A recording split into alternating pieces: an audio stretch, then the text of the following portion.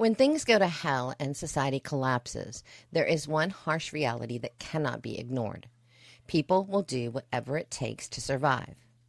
Those who didn't prepare will start looking for food, water, and supplies anywhere they can find them, and that means your home can become a target.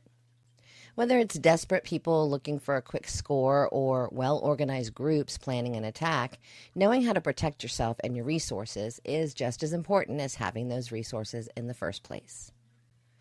Why hiding what you have is your first line of defense. The best way to avoid a fight is to not look like a target in the first place. If people don't think you have anything worth taking, they're going to move on. One of the biggest mistakes preppers make is talking too much about their supplies.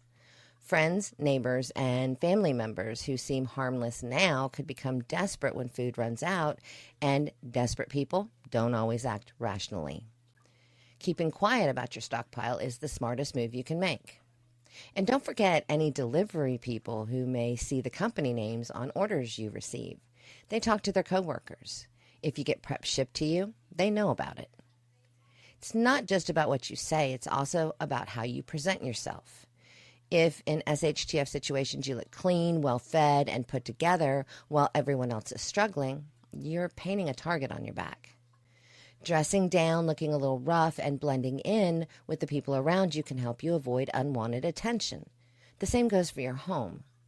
Running a generator, using power tools, or even having lights on at night can signal to others that you've got resources. Keeping things quiet and using blackout curtains on all of your windows to block light at night can help you stay under the radar. And invest in at least one solar generator. It's silent, it can be charged while still keeping it hidden, like behind bushes, a fence, or any place that works for your situation. Making your home too much trouble to mess with. If you can't avoid being noticed, the next best thing is making your home as uninviting as possible. Most looters are looking for easy targets. If breaking into your home looks like more trouble than it's worth, they're probably going to move on. Reinforcing your doors and windows is one of the simplest and most effective ways to make your home harder to break into. Standard locks are not going to be enough when someone is determined, so upgrading to strong doors, deadbolts, and reinforced frames can make a huge difference. Windows are another weak point, so adding security bars or shatter-resistant film can slow down or stop intruders from getting in. Or better yet, board up those windows, and if you live in a 2-story home, you can still use the upstairs windows as a lookout. Setting up barricades can also make a big impact. Heavy furniture, sandbags, or even wooden beams can be used to block entry points, making it take much longer for someone to force their way inside. That extra time can be the difference between being overrun and having a chance to defend yourself. Using fear to your advantage. Sometimes you don't even have to fight. Just making people think they'll run into trouble can be enough to keep them away. Signs like quarantine zone, keep out can make people second guess whether they want to risk approaching your home. Even something as simple as leaving signs of past violence like fake blood stains or spent shell casings can make looters think twice. Throw a few items out in the yard to make it look like you've already been looted. Having a dog is another strong deterrent. A barking dog can act as an early warning system and scare off anyone looking for an easy target. But having a dog does come with pros and cons, so playing a recording of an aggressive-sounding dog can sometimes do the trick.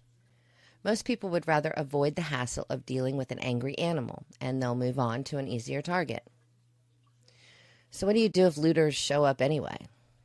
Even with all the precautions in the world, there's still a chance that looters or marauders will come knocking. The first thing to do is remember that confrontation should always be a last resort. If you can avoid a fight by staying hidden and making your home look unoccupied, that's the best option. Sometimes setting up a decoy stash, like leaving a few cans of food in an easily accessible shed, can satisfy looters without them ever entering your home or finding your real supplies. You need to be very creative in hiding your supplies, and I'm going to put a link at the end of this to a video I did recently that discusses some real cool ways to stockpile and hide it without anyone finding your stash. If a fight is unavoidable, staying calm and using your environment to your advantage is key. Taking cover behind thick furniture or walls can help protect you, while positioning yourself in a higher area like a second-story window gives you the upper hand. If you want to create a truly defensible position to make a stand, modern drywall is not going to cut it. While we all would love a panic room, that isn't feasible for most of us. So here's a pretty easy DIY alternative that will stop most threats. Find the best defensible position in your home, preferably an upstairs room. Remove the drywall and replace it with a layer of hardy board. Next, place two sheets of metal roofing against the hardy board and secure them, but leave a small gap between them to slow bullet velocity. Cover the metal roofing with a second layer of hardy board. Bonus of using this material, hardy board is very fire resistant. Now add shelving. Bookshelves filled with thick books provide a great way to absorb any high-powered rounds that get through the other layers. You can even place sandbags on the bottom of the bookshelves for added stability and stopping power. Setting up your home so that intruders are forced to enter through certain areas can also work to your advantage, as you'll know exactly where they're coming from and be ready for them. Creating distractions like loud alarms or sudden movements can also buy you time to reposition or escape if it's needed. The role of firearms in self-defense. When it comes to defending your home, having weapons is one thing, but knowing how to use them under stress is another. Different weapons serve different purposes, whether it's close quarters defense, mid-range engagements, or long-range protection. It's not enough to just own one. You need to train regularly, practice in low-light conditions, and make sure your weapon is well maintained and stored where you can access it quickly if needed. Why you should not rely only on yourself. Surviving on your own is possible, but it's a lot harder than being part of a trusted group. A well-organized survival network can provide protection, shared resources, and skills that make life easier. The key, unfortunately, is finding the right people. Not everyone is cut out for this kind of situation, and you don't want to rely on someone who might panic or turn on you when things get tough.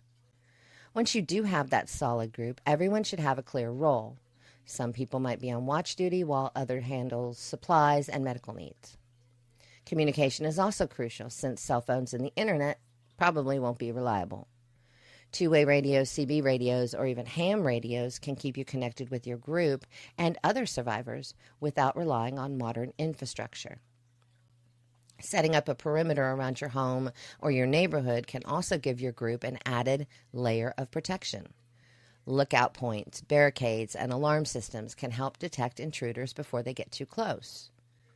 And by having a system in place where someone is always on watch, you reduce the risk of being caught off guard. When the world falls apart, the ones who survive won't just be the ones who with the most supplies. They'll be the ones who know how to keep them safe. And the best way to avoid trouble is to stay off the radar. But if trouble finds you, being prepared to defend yourself in your home is essential. The more layers of protection you have, the better your chances of making it through whatever comes next. Preparation isn't just about having food and water. It's about thinking ahead, staying one step ahead of the threats, and making sure when the time comes, you're ready.